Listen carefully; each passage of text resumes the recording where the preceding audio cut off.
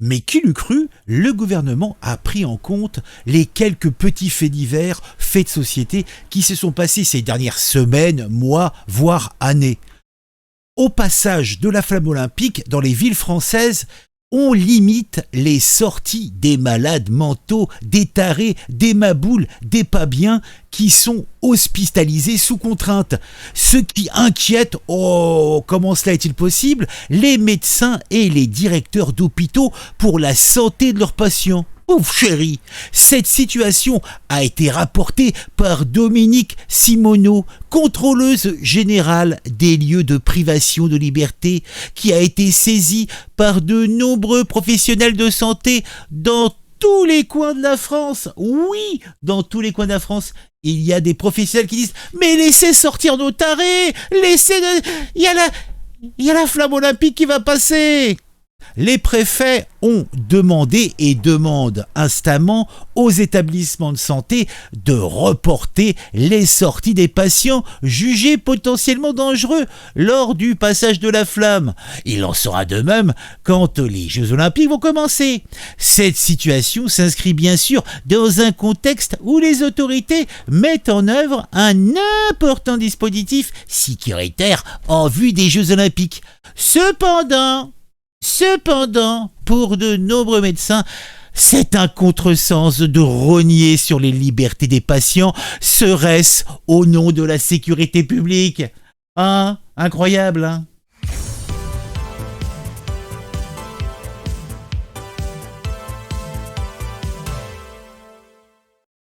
Et c'est le Poste qui nous a amené cette information jusqu'à nous, et franchement, elle me ravit, elle me met en joie. JO de Paris 2024, pourquoi le passage de la flamme olympique inquiète ces médecins pour leurs patients? C'est vrai que je comprends ce qui les intéresse, ces médecins, ce sont leurs patients. D'ailleurs, je suis persuadé que ces médecins qui ont à prendre en charge, eh bien, la remise dans la circulation des fameux joueurs de couteau qui sont dans la rue à faire des avec leurs couteaux, leurs machettes, leurs marteaux, etc. Ils sont pressés qu'ils reviennent dans la vie civile, dans le grand monde, puisque c'est ainsi qu'ils réussiront, eh bien, à se reconstruire. Bon, si cela amène des natifs du pays à mourir sous leurs coups, est-ce que c'est vraiment grave? Non, nous ne le pensons pas. Bon, le passage de la flamme olympique dans les villes françaises suscite des inquiétudes chez les médecins et les directeurs d'hôpitaux pour la santé de leurs patients atteints de maladies mentales, les tarés. En effet, les préfets limitent les sorties des malades mentaux hospitalisés sous contrainte lors du passage de la flamme. Oui, cette situation a été rapportée par, je vous le disais, Dominique Simoneau, contrôleur général des lieux de privation de liberté, qui a été saisi par de nombreux professionnels de santé dans tous les coins de la France. Oui, vraiment oui, ces mesures de restriction ne durent que quelques jours. Mais oui, le temps que ça passe, tu vois, 2-3 jours avant, 2-3 jours après. Par contre, ceux qui seront en HP vers le 26-28 juillet, eux, je pense que on va pas les laisser sortir avant le 15 septembre. Hein. Donc... vous intérêt à préparer l'air conditionné et compagnie. Hein. Et les bouteilles d'eau, hein, sinon ils vont peut-être avoir un petit peu chaud. Mais pour ces professionnels, l'inquiétude grandit désormais pour la période des Jeux Olympiques elle-même, qui durera du 26 juillet au 11 août pour la partie olympique et du 28 août au 8 septembre pour le volet paralympique. Ces dernières semaines, de Bordeaux à Nantes, en passant par Mulhouse, un scénario se répète systématiquement. À chacune de ces étapes du parcours de la flamme olympique, la préfecture demande aux établissements de santé de reporter les sorties des patients jugés potentiellement dangereux. Alors moi, je vous pose cette question. Si le patient est jugé potentiellement dangereux, pourquoi les médecins veulent le laisser sortir? Est-ce que c'est comme pour les prisons? Il y a trop de monde, il faut faire de la place? Moi, je pense que c'est ça. En tout cas, tout cela ne me met pas dans un état de pensée que tout va bien se passer. Hein. Parce que tu sais, il y en a qui sont dedans, mais il y en a tellement, tellement plus qui sont dehors. En tout cas, ces mesures s'inscrivent dans ce contexte où les autorités mettent en œuvre un important dispositif sécuritaire en vue des Jeux Olympiques. Cependant, pour nombre de médecins, c'est un contresens de rogner sur les libertés des patients. Serait-ce au nom de la sécurité publique ? Eh ben, moi je te dis, ces fameux médecins, on va les mettre dans les mêmes pièces que les gars et on va les laisser une petite semaine.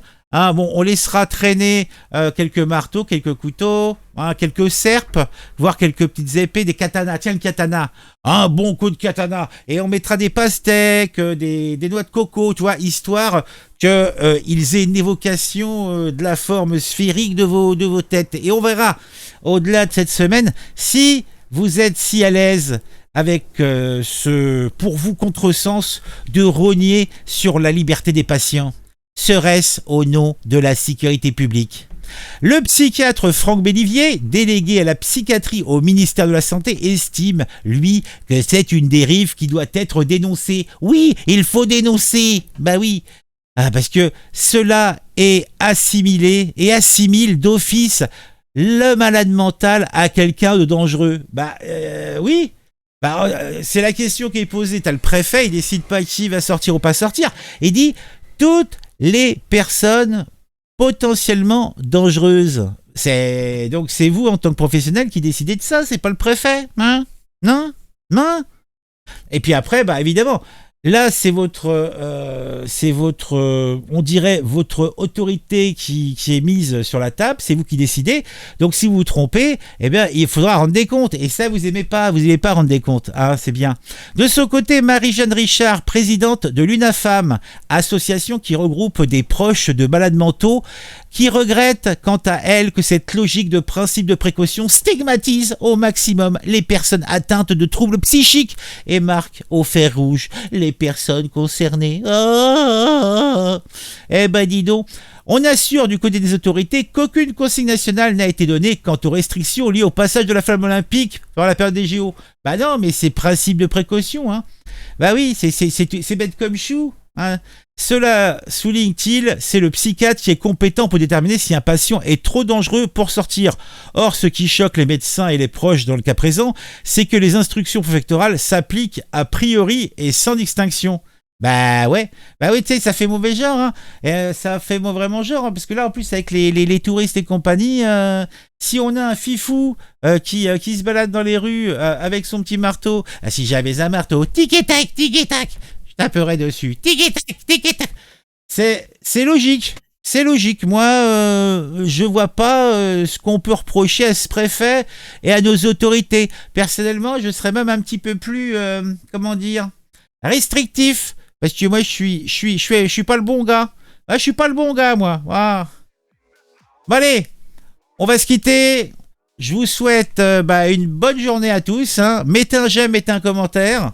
Ça me ferait plaisir, oui. Vous pouvez donner des sous aussi, hein. Abonnez-vous à la chaîne, etc., Parce que je suis un petit peu... Là, je voudrais bien partir en vacances, mais là, j'ai pas de sous, je peux pas, donc je suis triste. Je vais m'énerver, hein. Je sais pas ce que je vais faire, hein. La flamme olympique va passer. Imaginez seulement. Et ça serait dommage pour le tourisme. Bon, allez. Un petit j'aime, un petit commentaire pour le référencement, pour le plaisir. Si vous aimez bien ce que je fais, n'hésitez pas à vous abonner. Pour s'abonner, c'est très simple. Vous cliquez sur abonner et puis vous activez la petite cloche. On se retrouve très vite pour une nouvelle vidéo sur un sujet qui m'a intéressé et qui, je l'espère, vous intéressera aussi. Ah oui. Camarade, Castor, Antifa jusqu'à la mort. Les coups de matraque, c'est raccord pour tous ceux qui sont pas d'accord.